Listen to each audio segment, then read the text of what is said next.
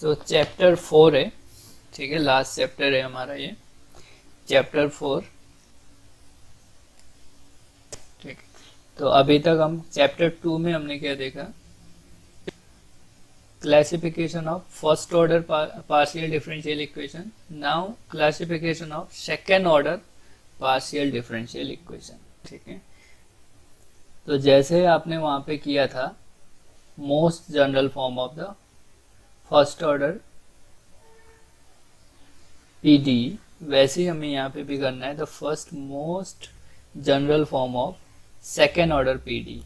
Second order PD मतलब जिसका order order 2 हो, ठीक है, involving partial differential equation involving derivatives of order 2 is called second order PD.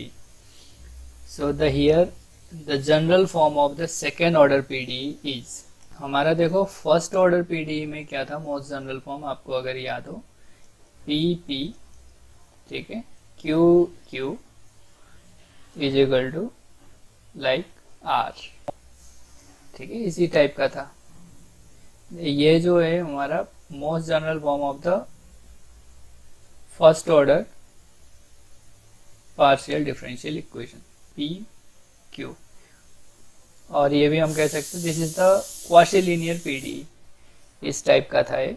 तो यहाँ पे भी सेम इसी फॉर्मेट में हम लिखेंगे, but we are writing the second order PD, यानी जो डेरिवेटिव होंगे यहाँ पे del two Z over del X square type के भी आएंगे। अब the most general form of the second order PD is R, capital R, ठीक है, small r, capital R is the coefficient of small r। अब ये R क्या है हम अभी लिखेंगे यहाँ पे, plus capital S small s plus capital T small t plus f of x, y, z, this is the most general form of the second order PD, where R, capital R, S, T, ये जो है coefficient of small r, S, T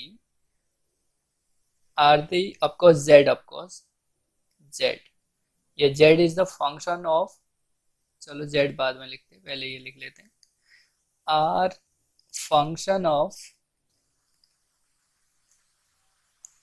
X and Y। It means यहाँ पे हमारा जो x and y है they are the independent variable, and of course here z is depending on x, y। अब जो z है यहाँ पे आपको u के फॉर्मेट में भी गिवन हो सकता है, ठीक है, u ऑफ x, y भी हो सकता है। एंड ये जो small r, of course p q क्या है वो तो हमें पता ही है, p और q, लेकिन ये r क्या होता है, small r will be del two Z over del X square, ठीक है। आर को हमने इसको हमने आर से रिप्रेजेंट किया है, या जेड एक्स एक्स, इसको ऐसे भी रिप्रेजेंट कर सकते हैं। एंड जो एस होगा small S, this will be del two Z over del X del Y,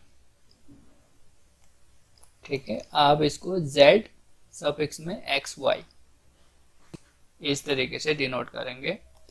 and T, small T क्या है, स्मॉल टी होगा del two Z over del Y square, यानी Z Y Y,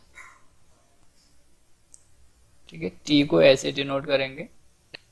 and P तो आपको पता ही है, del Z over del X, and Q will be del Z over del Y. तो ये नोटेशन है। तो स्मॉल आर अगर आपको लिखा होगा तो आप समझ जाएंगे this is the del two Z over del X square. तो ये स्मॉल आर का कोफिशिएंट को हम आर से रिप्रेजेंट कर रहे हैं, कोई भी फंक्शन हो सकता है एक्स वाई का। सिमिलरली एस को, ठीक है, capital S is the coefficient of small S and capital T is the coefficient of small T. So ये जो होगा हमारा, this is called the most general form of the second order PD. For example, अब example तो देखो आप बहुत सारे बना सकते हो, जैसे x plus y, uxx plus 2xy, uxy plus uyy, ठीक है, plus del U over del X, यानी मैं U X plus X is equal to 0, इस टाइप का आप बना सकते हो. This is the example of the second order PD. ठीक है, सेकेंड ऑर्डर पीडी. तो इस तरीके से हम लिख सकते हैं उसको. अब यहाँ पे अगर हमसे कहेगा व्हाट इज स्मॉल आर, तो स्मॉल आर, ये स्मॉल आर को आप इसको इस तरीके से भी गिवन हो सकता है, R plus coefficient is the capital S as T small T plus F of function of X Y. अब यू है, जेड की जगह यू है, ध्यान रहे, एंड पी एंड क्यू.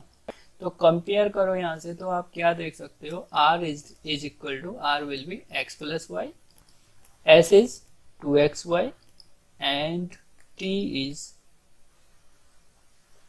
1. ठीक है, t इज 1. तो आर एस टी जो है वो बहुत इंफॉर्मेशन हमको दे देती है. ये जो डिफरेंशियल इक्वेशन है, ये जो गिवन पीडी है, वो क्या है, इसका नेचर क्या है, हमें अगर आर एस टी की वैल्यू पता है तो we can say what is the nature of this differential equation. या हाइपरबोलिक हो सकता है, या पैराबोलिक हो सकता है, या इलिप्टिक हो सकता है. ठीक है, कि उसका नेचर क्या है, उसको जानने के लिए, for the finding the nature of this differential equation, first we have to comparing this equation and find the value of r, s and t. अब r, s, t आने के बाद then we further proceed for finding the characteristic roots and characteristic curve. जैसे हम second order differential equation में किया था, पहले हमने वहां पे क्या किया था, जब कांस्टेंट कोफिशिएंट वाले में, अगर आपको याद हो, if we have the second order differential equation with constant coefficient, then first we find the auxiliary equation. ठीक है, ऑक्सिलरी इक्वेशन हम फाइंड आउट करते थे, देन हम फाइंड आउट करते थे the roots of the auxiliary equation, और वहां पे 3 केस बनते थे, either the roots are real and distinct and real and equal and complex root. तो उनके बिहाफ पे we have different solution. So same here, the nature of partial differential equation depending on the R, S and T. ठीक, so first heading डालते हैं हम characteristic roots and curve. ठीक है, पहले चलो कैरेक्टरिस्टिक रूट्स का अलग ही हम बना लेते हैं. सो द कैरेक्टरिस्टिक रूट कैसे हम डिटरमाइन करते हैं, पहले तो वो देखना है हमें, क्योंकि देखो प्रूफ नहीं करना है, बस हमें सॉल्व करना है. तो जस्ट हमें मेथड समझना है. The characteristic roots of equation 1. Equation 1 हमारा ये, ध्यान रहे, equation 1, this is the equation 1. The most general form of the second order PD is the equation 1. So characteristic roots of equation 1 is given by the equation r lambda square plus s lambda plus capital T equals to 0. ठीक है, the characteristic roots is given by this equation. इस equation से हमें characteristic roots मिलेंगे equation 1 के. तो यहाँ से आप देख सकते हो what is the lambda. Lambda जो होगा हमारा, ये कैरेक्टरिस्टिक रूट्स होगा. लैम्डा क्या आएगा, by the quadratic formula minus S, ठीक, plus minus S square minus 4RT upon क्या आएगा, आर, 2R, है ना, यही होता है. This is the formula for finding the roots of this equation. तो लैम्डा की वैल्यू हमें ये मिलेगी. So S is known, R is known, T is known, then we can find the lambda. lambda give the characteristic roots of the given equation. The characteristic roots of equation 1 is given by this equation.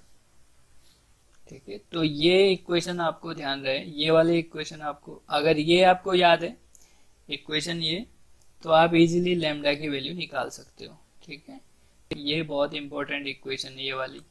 इसी की help से हम इसको solve करेंगे, इसका solution find out करेंगे इस type की डिफरेंशियल इक्वेशन का. ठीक, अब देखो यहाँ पे जो कैरेक्टरिस्टिक रूट्स है, ठीक है, वो रियल एंड डिस्टिंक्ट होगी या रियल एंड रिपीटेड होगी या कॉम्प्लेक्स होगी, वो किस पे डिपेंड करेगा आप देख सकते हो, एस स्क्वायर माइनस 4RT पे डिपेंड करेगा. So we know the lambda is equal to, फिर से मैं लिख रहा हूँ इसको, minus S plus minus S square minus 4RT upon T capital, ये सब कैपिटल है, कोफिशिएंट है, अपॉन 2R. ठीक है, तो अब जो लैम्डा होगा, लैम्डा क्या है, characteristic roots of the equation 1. ठीक है, ये फार्मूला गिवन है, हमें इसका डेराइव नहीं करना है, बस हमें ये मान के चलना है this is the equation for the finding the characteristic roots. यहाँ से हमें पता चला lambda is the this one. तो लैम्डा की जो वैल्यू है वो क्या हो सकती है, इस पे डिपेंड करेगी एस स्क्वायर माइनस 4RT पे. तो अब यहाँ पे देखो अलग अलग केस बनेंगे. फर्स्ट केस फर्स्ट, इफ तीन ही केस बनेंगे. If S square minus 4RT is greater than 0, then characteristic roots are क्या होंगे, real and distinct. And of course, and ये बहुत बड़ा इंफॉर्मेशन मैं लिखने चाह रहा हूं, and given equation 1 is hyperbolic. ठीक है, अब given equation 1 कौन सी है, जो फर्स्ट हमारा मोस्ट जनरल फॉर्म है वो है. अगर आपने कैरेक्टरिस्टिक रूट्स निकाल लिए और वो किस टाइप से आएंगे, या तो रियल एंड डिस्टिंक्ट, या आपका ये जो है एस स्क्वायर माइनस 4RT अगर पॉजिटिव आ गया तो आप डायरेक्ट उसको बोल सकते हो भाई गिवन जो भी इक्वेशन है वो हाइपरबोलिक ही होगी. तो इसकी हेल्प से आप डायरेक्ट नेचर को बता सकते हो. किसकी हेल्प से, only S square minus 4RT, इसको देख के हुए आप बता सकते हो given differential equation is hyperbolic और नॉट. अगर पॉजिटिव है तो ये हाइपरबोलिक ही होगा. अभी इसके एग्जांपल करेंगे हम, पहले केस तीनों केस डिस्कस कर लेते हैं. नाउ अगर ये मेरा पॉजिटिव पार्ट आया, ठीक है, तो वो always hyperbolic.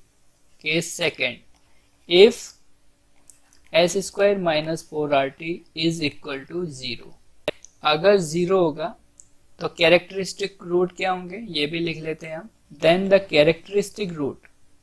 Characteristic roots are क्या होंगे, रियल एंड सेम. ठीक है, रियल एंड रिपीटेड या repeated real root, real and same. ठीक है, या डबल रियल रूट, अगर 2 का है तो डबल रियल रूट, क्योंकि क्वाड्रेटिक इक्वेशन है, 2 ही है, तो डबल रियल रूट या रियल एंड सेम या रियल एंड रिपीटेड रूट. ठीक है, इस केस में इस केस में जो गिवन इक्वेशन 1 होगी वो ऑलवेज फॉर्म है parabola. So given equation 1 is parabolic. ठीक है, जैसे ही आपका एस स्क्वायर माइनस 4RT 0 आ जाए तो आपका जो इक्वेशन होगा गिवन वो पैराबोलिक होगा. नाउ थर्ड, तो 3 ही केस है. If S square minus 4RT is less than 0, तो अगर लेस देन 0 है तो आप इजीली बता सकते हो कैरेक्टरिस्टिक रूट्स कैसे होंगे. Then the characteristic roots are complex. And of course इस केस में the given differential equation one is hyperbolic हो गया, पैराबोलिक हो गया, नेक्स्ट इज इलिप्टिक। इलिप्टिक, ठीक है।